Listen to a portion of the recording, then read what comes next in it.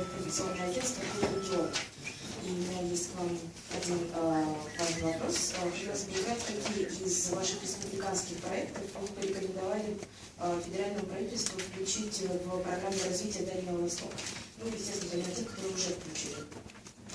Спасибо. Какие из ваших республиканских... Да, то есть хотелось бы узнать, какие из ваших республиканских проектов помимо выбрали программу развития Дальнего Востока, помимо тех, которые уже включены на данный момент. Но у нас сегодня речь идет о двух документах. Прежде всего, речь идет о Дальнего Востока и Забайкальского региона до 2025 года. И здесь наши предложения в основном все учтены. Это включая кластерный подход к реализации наших проектов. Это речь идет о Южно-Якутском комплексе, это Коломна, Яно-Коломской провинции, и Западной Якутии, вместе с Северной Якутской области. 3 проекта. И кроме этого, конкретные социальные объекты тоже подключены. И речь идет о втором документе, который сегодня называется «Программа развития Дальнего Востока» до 2018 года.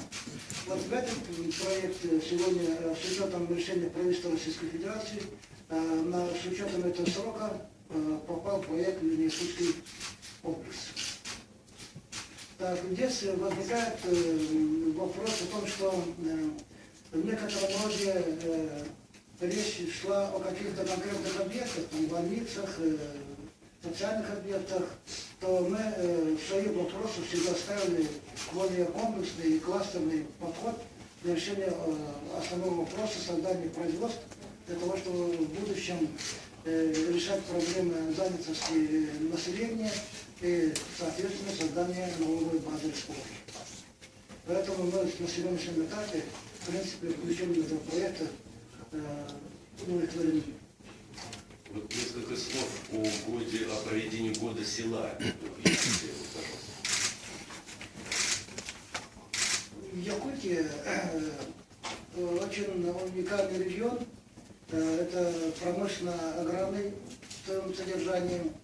Сельское хозяйство и село занимают особое место. На планете Земля, на таких северных широтах, земледелием, скотоводством занимаются только в Якутии, в таких экстремальных климатических условиях. Например, больше половины поголовья крупного рогатого скота Дальнего Востока находится в республике Саха-Якутия. Не говоря уже о лошадях, оленях, которые имеют преобладающее большинство с регионов Дальнего Востока.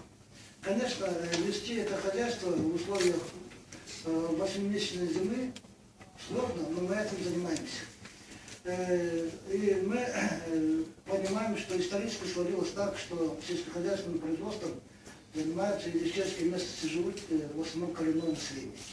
И сегодня это понятие выходит за рамки не только экономических понятий, но и социальных, может быть, если хотите, даже политических.